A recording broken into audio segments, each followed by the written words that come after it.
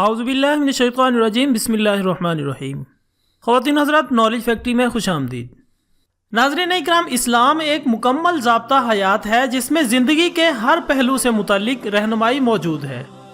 ہمارے پیارے نبی حضرت محمد صلی اللہ علیہ وآلہ وسلم نے آج سے 1400 سال پہلے جو سنت اختیار کی تھی اور جن پر عمل پیرا ہونے کا حکم دیا تھا، آج سائنس بھی ان احکامات کو منوعاً تسلیم کرتی ہے۔ خواتین حضرات، ہمارے پیارے نبی حضرت محمد صلی اللہ علیہ وآلہ وسلم نے جہاں سونے سے پہلے وضو کرنے کا حکم دیا، تو وہیں نماز سے قبل دانتوں کو صاف کرنے کا حکم بھی موجود ہے۔ اور آج سائنس کہتی ہے کہ ایسا کرنے سے انسان دانتوں کی بیماریوں کے ساتھ ساتھ دل اور معدے کی مہلک بیماریوں سے بھی محفوظ رہتا ہے۔ نبی اکرم حضرت محمد صلی اللہ علیہ وآلہ وسلم کے احکامات اور سنت سے یہ بات ثابت ہے کہ سونے سے پہلے اپنے بستر کو 3 بار جھاڑ لینا چاہیے۔ بظاہر تو ایسا نظر آتا ہے کہ اس حکم کا مقصد بستر کو کیڑے مکوڑوں یا دوسری نقصان دہ چیزوں سے صاف کرنا ہے، لیکن سائنسی تحقیق میں ایسا انکشاف ہوا ہے کہ آپ بھی سن کر دنگ رہ جائیں گے۔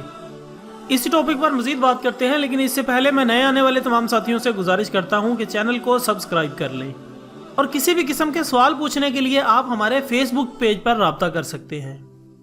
ناظرین اکرام، ہمارے پیارے نبی حضرت محمد صلی اللہ علیہ وآلہ وسلم نے 1400 سال پہلے اپنی امت کو جو تدابیر بتائی ہیں، آج سائنس بھی اس پر بے ساختہ سبحان اللہ کہنے پر مجبور ہے۔ سائنس کے مطابق انسانی جسم میں میٹابولزم کا عمل 24 گھنٹے جاری رہتا ہے، جس کے باعث ہر پل جسم میں سینکڑوں نئے سیل بنتے اور پرانے ٹوٹتے رہتے ہیں۔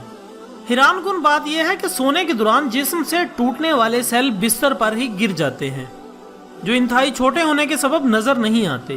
اگر ہم بستر کو بغیر جھاڑے اس پر سونے کے لیے لیٹ جائیں تو یہ مردہ سیل جسم میں داخل ہو کر کئی مہلک بیماریوں کا سبب بنتے ہیں، اور سائنس نے یہ ثابت کیا ہے کہ ان مردہ سیل سے بچنے کے لیے بستر کو جھاڑنا لازمی چاہیے۔ ایسا کرنے سے خطرہ ٹل جاتا ہے۔ خواتین حضرات، اس کے علاوہ حضرت محمد صلی اللہ علیہ وآلہ وسلم نے سوتے ہوئے دائیں کروٹ پر لیٹنے کا حکم دیا ہے، اور اس ضمن میں سائنس کا کہنا ہے کہ ایسا کرنے سے دل پر دباؤ بہت کم ہوتا ہے، جس کے باعث دل بہتر طریقے سے کام کرتا ہے، اور سونے کے دوران بھی پورے جسم کو خون کی سپلائی بہتر انداز میں ہوتی ہے، جبکہ دل کے دورے کے خطرات بھی کم ہو جاتے ہیں۔ اس کے علاوہ دائیں کروٹ پر سونے سے معدہ اوپر کی جانب ہوتا ہے، اور اس سے رات میں کھائی جانے والی غذا کو ہضم کرنے میں آسانی ہوتی ہے۔ رات سونے کے دوران معدے میں موجود غذا اچھی طرح ہضم ہو جاتی ہے، جس کے باعث انسان بیدار ہونے پر خود کو تر و تازہ محسوس کرتا ہے اور تیزابیت بھی نہیں ہوتی۔ ناظرین اکرام، سوچنے کی بات یہ ہے کہ 1400 سال پہلے وہ کون سے سائنسی آلات تھے جنہوں نے نہ صرف سونے کا طریقہ بتایا بلکہ ان چیزوں کا بھی اشارہ دے دیا جو عام آنکھ سے نہیں دیکھی جا سکتی۔ بے شک آپ صلی اللہ علیہ وآلہ وسلم کا علم تمام چیزوں پر قدرت رکھتا ہے۔